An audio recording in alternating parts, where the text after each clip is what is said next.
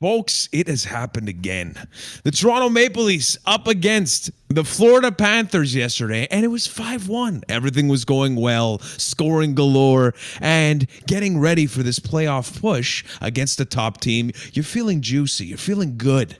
And then, what happened?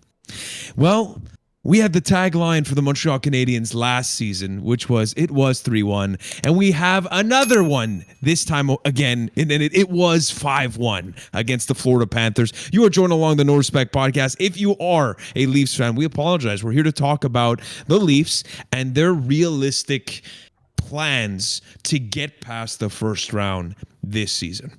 Let's start there. Is this a type of game or this type of performance start solidifying, or does it not even matter anymore for you, Alex, starting with you? Yeah, it's a tough one. I'll give them the benefit of the doubt in that they were playing a back-to-back, and they did beat Tampa the night before. So they had a good win against a top team, a probable playoff opponent in Tampa the night before that they outplayed and won fairly easily. So in a back-to-back against Florida, going up 5-1, you're thinking, fantastic, like this is great, we're showing our dominance against these top teams. And then the inevitable collapse happened. Unfortunate. Florida did it a couple nights prior against New Jersey, I believe, another big comeback. So if there's one team it's going to happen against, I think it is Florida. Like, their offense is ridiculous with the addition of Claude Giroux now. Ben Sherratt too, he can't underplay his offensive capabilities.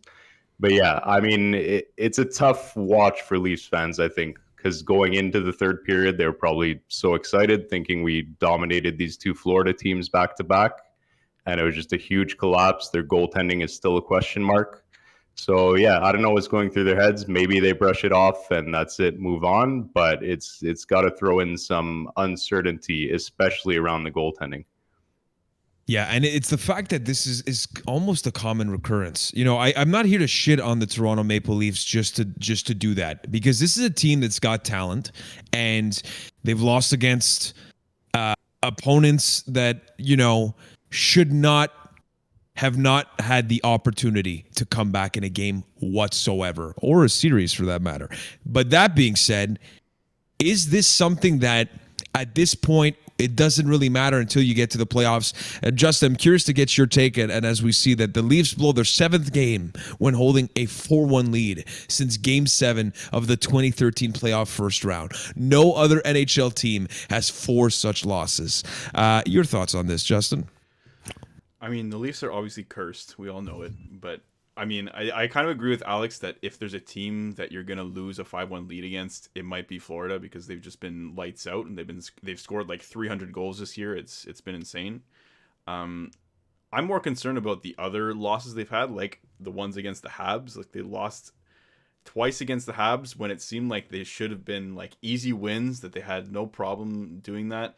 Like, I don't know. I feel like the team just doesn't have, like, when push comes to shove and they have to go after like an emotional performance and like a pushback or something like that, they just don't necessarily have it.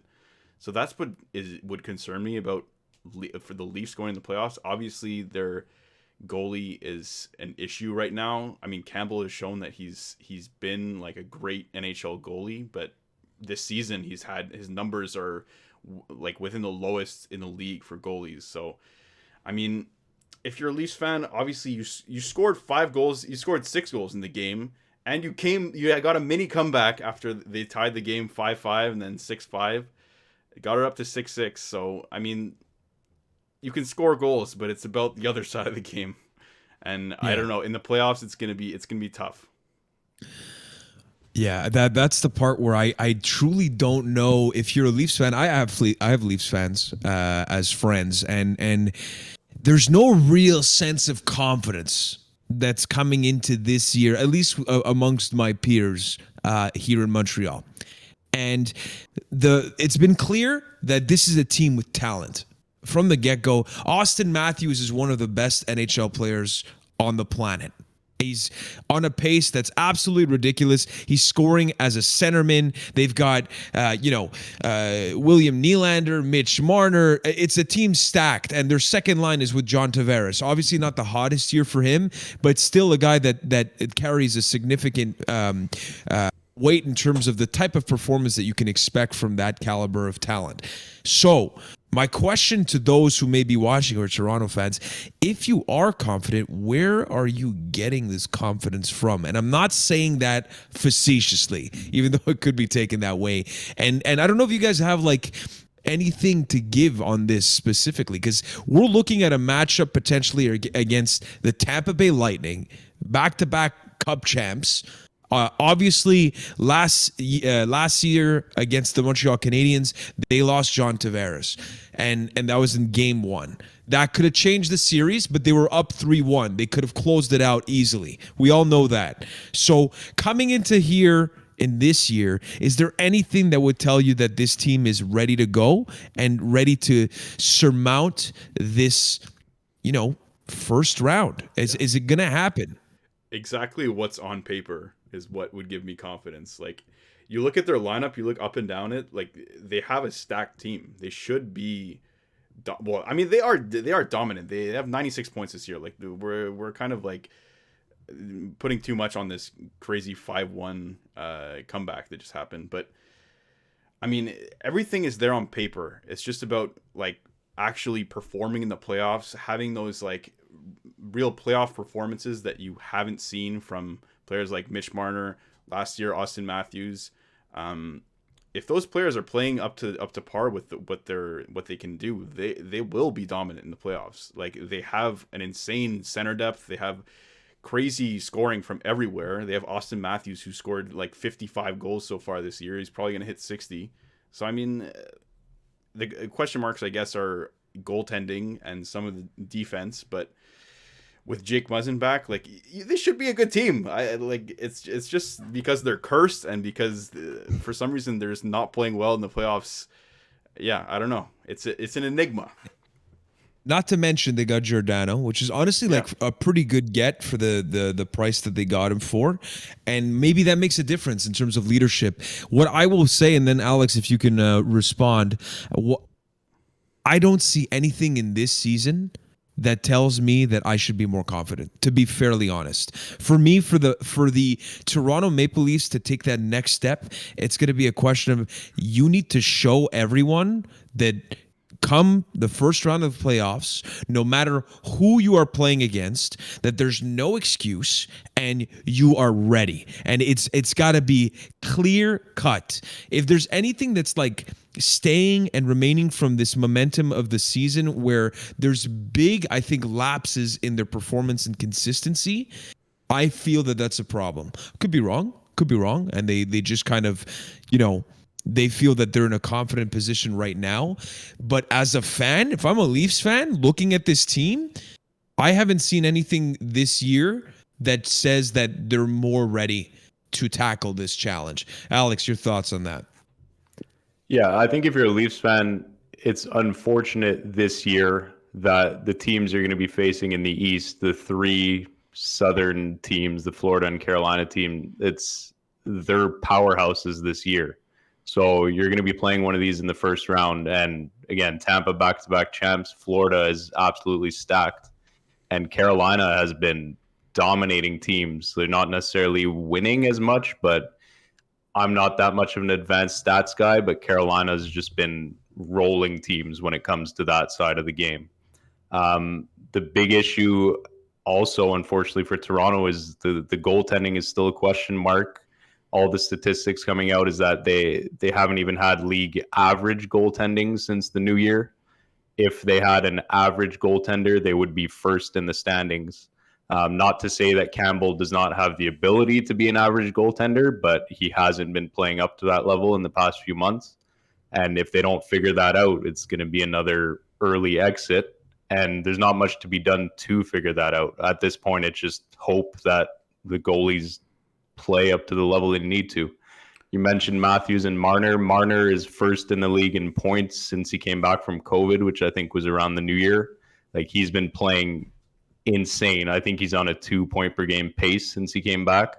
And Matthews, like you said, might hit 60. I think he's going to come close to 70 on the pace he's at. It's insanity, the level these two are playing at. So these guys can win you a series. It's just a matter of finding that next gear and stepping up. People say it's a tighter game in the playoffs. They won't get as many opportunities, but statistically, there's more power plays in playoff games. So the Leafs, with the power plays they have, the power play ability they have, there's no excuses at this point. And these guys who are playing at this level have to find even another gear and drag them through. But I think the goaltending is going to sink or get them across that hump. It's cliche, but the playoffs is a different beast. It's a different game. It's not the same. And that's where I just don't know if this squad has shown in these emotional seasonal games where you need to put your foot on the neck of your opponent and just kill them. They haven't shown that on multiple occasions. Sorry, I got graphic there, but you know what I mean. That's what you need. You need that killer instinct, and this team has time and time again shown that there's something lacking there. I honestly hope, for the benefit of the Toronto Maple Leafs fan base that have been not so cocky, because some of them have been very cocky for absolutely no reason. Still don't understand why. I actually hope their success, at least for the first round, but I haven't seen it. So Justin, sorry, you had something to say.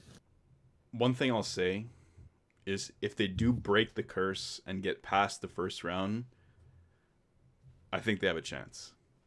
Yeah, at actually winning. I agree with that, because to me, it's a mental thing that's blocking them. It's not like a skill thing. They have all the tools that are there. Like it's really a mental block, and I don't know why that is, but if they do get past that and get the confidence and get past the first round, I think they can do damage in the playoffs.